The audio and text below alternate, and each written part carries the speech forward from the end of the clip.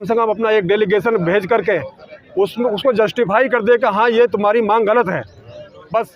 तो ये क्या सरकार को नहीं दिखाई दे रहा? इनके अधिकारियों के दिमाग में कोई बुद्धि नहीं है? बिल्कुल उसी दिन छोड़ देंगे हम। गलत कैसे है? हाँ, लेकिन जस्टिफिकेशन जस्टिफाई करना पड़ेगा। जस्टिफाई कर देंगे तो हम उसी दिन छोड़ देंगे। जब सरकार को कोई बुद्धि नहीं है, इनका डेलीगेशन जितने भी है कोई बुद्धिहीन हो गए क्या? कम से कम सोचना, एक भी पॉइंट हमारा अगर गलत हो, एक भी, जितने भी हमारी डिमांड है, तो हम उसी दिन एक पॉइंट पे ही जन धरना छोड़कर छोड़ देंगे। कि सरकार ने अभी तक, आपने खुद ही बोला, 100 दिन हो गए, कोई भी नुमाइंदा हमारे पास नहीं भेजा है। और हम उनसे यही कहना चाहते हैं कि अगर हम गलत हैं, कहीं एक भी पॉइंट हमारा गलत है, तो सरकार आके बोले ये आप यहाँ गलत हो, जस्टिफाई करके बोले कहाँ यहाँ गलत हो। हम आज ही सारा बोरिया बिस्तर उठा के आज ही चल देंगे यहाँ से। हम सरकार से ये नहीं बोलेंगे कि आपने गलत बोला है। लेकिन सर ये जी, ऐसी क्या मजबूरी है या ऐसी कहाँ आप लोगों के प्रदर्शन में कमी रह गई है? सरकार जो है आपसे बात करने तक को राजी नहीं है, जबकि पहलवानों को जो है भले उनको हटाया लेकिन उनका नोटिस लिया गया। हो सकता है कोई सिक्योरिटी से कंसर्निंग ऐसा कोई मामला हो जो इंटरनेशनल लेवल पे जाने से गड़बड़ होता हो, वो भी हो सकता है एक सिक्योरिटी इशू। हम किसी राजनेताओं को मंच नहीं दिए, इसलिए हमने किसी भी राजनेता को मंच नहीं दिया। राजनेता कोई आता तो वो उसका वक्तव्य पूरे वर्ल्ड में जाता। हमने उनको खुद ही मंच नहीं दिया, इसलिए हम खुद एक इस भारत सरकार के ऐसे वो हैं, सेवक हैं कि हमारी उस पर कोई शक नहीं कर सकता, क्योंकि हम अपनी जान देने तक के लिए वहाँ तैयार हो जाते। तो हम यहाँ, लेकिन सर आप लोग जो है बॉर्डर पे भी सेवाएं देते हैं, सेक्रीफाइस करते हैं, और अब रिटायर होने के बाद यहाँ भी आपको करना पड़ रहा है। जी वही तो है। अब हम हैं 94%, 96%, 97% हैं, और वो अफसर है 3%। उनको जो बेनिफिट देने में सरकार को पास ज़्यादा बजट खर्च नहीं होता है, शायद ऐसा मेरा जो सोचना है। तो उनको खुश करने में ज़्यादा पैसा खर्च नहीं होगा, लेकिन हमको खुश करने में थोड़ा ज़्यादा पैसा लगेगा। खुश क्या, हमें बराबर पर लाने पर शायद इनकी ये सोच हो। लेकिन इस सोच में गवर्नमेंट को ये तो सोचना चाहिए कि आप एक आदमी को, गरीब आदमी को कहाँ तक दबाओगे आप? एक दिन तो उसने उठना ही उठना है अपनी आवाज़ के लिए। हमने आज तक इतिहास में, भारतवर्ष के इतिहास में पहली बार है कि हम सैनिक रोड पर आया है, क्योंकि हमें दबाते 50 साल हो गए हमें दबते हुए। पहली बार कहाँ है सर? इससे पहले 2015 में भी तो आए थे। कौन सा 15 में आए थे? वो अफसर लेकर आए थे, अफसर को मजबूती प्रदान हम लोग। हाँ, और उनको मजबूती दी थी हमने, हमें पीछे ले लिया था, क्योंकि हमें तो उस टाइम तक ये पता था कि हमें कोई भी धरना नहीं करना है। कि उन्होंने अपना स्वार्थ धरना हमने, सुनिए, हमने कोई भी धरना नहीं करना है। हमें पूरी फौज आज तक अनुशासन में ये रहना सिखाया था कि हमने कोई भी ऐसा कदम नहीं उठाना है जो सरकार के विरोध में हो या देश के विरोध में हो। तो हम तो यही जानते थे। तो हमने अपना अगुआ हुए हमारे ऑफिसर ने, जो हमने सोचा अफसर जो बोलेंगे वो करेक्ट बोलेंगे, जब हमने उनका अनुसरण करते हुए उनको पूरा सपोर्ट दिया, और उन्होंने हमारे इस चीज़ का गलत फ़ायदा उठा के हमारे पीठ में छुरा भोग दिया। पहले भरोसे लायक नहीं है वो, अभी नहीं है, अभी तो खा गए सब कुछ। हमें ऐसा कर दिया। देखिए, हमारी ORP में हमारी डिमांड थी कि वन पेंशन, यानी आज जो रिटायर हुआ है और जो 20 साल पहले रिटायर हुआ हो, उन दोनों को एक जगह लाकर खड़ा कर देना, ये थी हमारी डिमांड। और इन्होंने क्या किया, देखिए 2016 में जो रिटायर हुआ और 2016 से पहले जो रिटायर हुआ, उसको दोनों को अलग अलग कर दिया, और अभी लाकर फिर पेंशन में किया, दोनों की पेंशन एवरेज लाकर कर दी।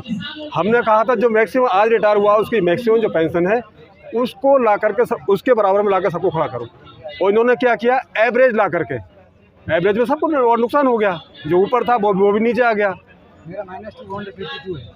ऐसे में आपकी दोहरी लड़ाई है, तो अधिकारियों से ही है, जी, सरकार से भी है जी। ऐसे में आप लोग आपस में भी लड़ रहे हैं, क्योंकि अभी पिछले दिनों यहाँ जंतर मंतर पे देखने को मिला था, झूठबाजी हो गई आपस में, जो है गिला शिकवा नोक झोंक हुई, तमाम बाकायदा अच्छी खासी बातचीत हुई, मारपीट की बात आ चुकी।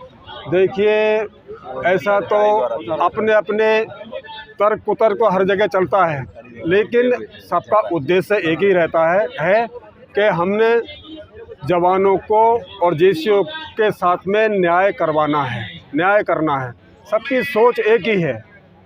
हम किसी उसमें नहीं जाते कौन कैसा सोच रहा है, कौन मैं आगे जाऊं या मैं आगे जाऊं। हो सकता है किसी की राजनीतिक स्वार्थ हो, लेकिन हमारा जो इंटीग्रेटेड कोई राजनीतिक स्वार्थ नहीं है। हमारा सबका इंटीग्रेटेड स्वार्थ है कि सभी का कल्याण हो, सबके साथ न्याय हो, बस। इसलिए हम कोई भी हमारे उसमें तो कोई भी ग्रुप बनता है तो हम उसको भी सपोर्ट करते हैं।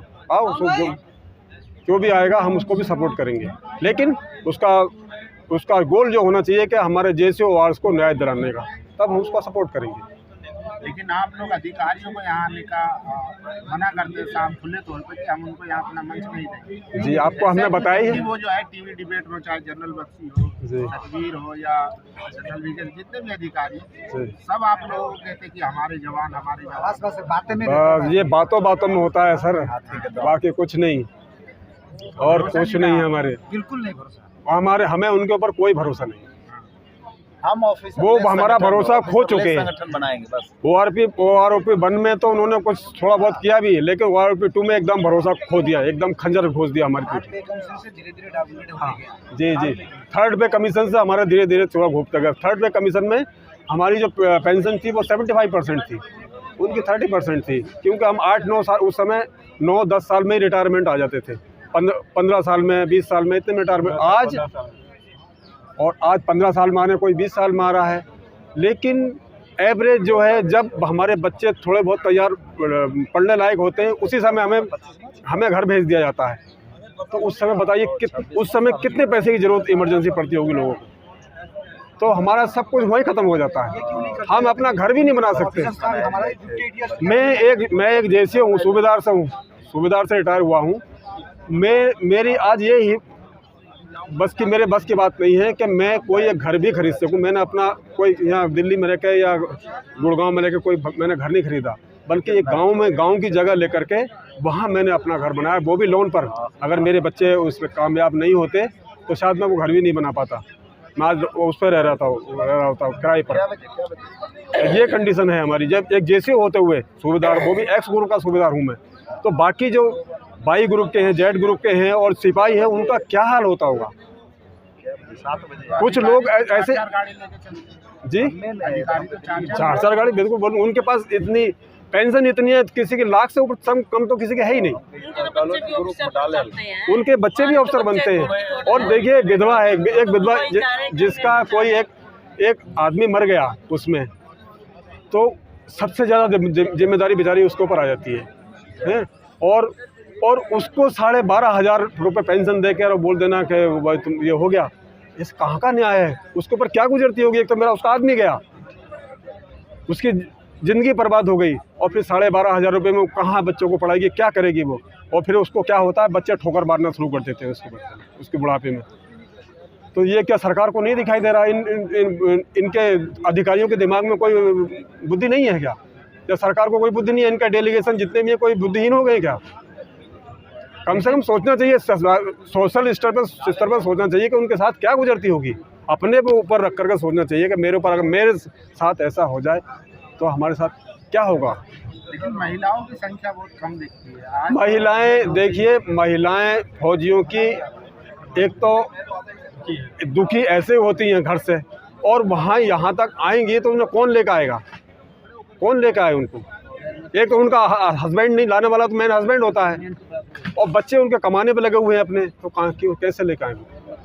वो गैर मर्द के साथ कैसे आए बताइए? क्या कहेंगे आखिरी बार सरकार से? या भाई, हम तो हाथ जोड़ कर विनम्र निवेदन करेंगे, हमारी जो मांगे हैं उस पर कम से कम अपना एक डेलीगेशन भेज करके उसको जस्टिफाई कर दे कि हाँ, ये तुम्हारी मांग गलत है, बस अच्छी है गलत है या हम नहीं दे सकते, जो भी है वो हमें जस्टिफाई करके बता दे, बस हमें इतना ही कहना है और कुछ अगर नहीं। सरकार ये कह देती है कि आपकी मांग गलत है तो क्या आप लोग धरना छोड़ देंगे, बिल्कुल छोड़, उसी दिन छोड़ देंगे हम। गलत कैसे है? हाँ, लेकिन जस्टिफिकेशन जस्टिफाई करना पड़ेगा, जस्टिफाई कर देंगे तो हम उसी दिन छोड़ देंगे। उसके लिए हमने एक भी पॉइंट हमारा अगर गलत हो, एक भी, जितने भी हमारी डिमांड है, तो हम उसी दिन एक पॉइंट पे ही धरना छोड़कर चल देंगे।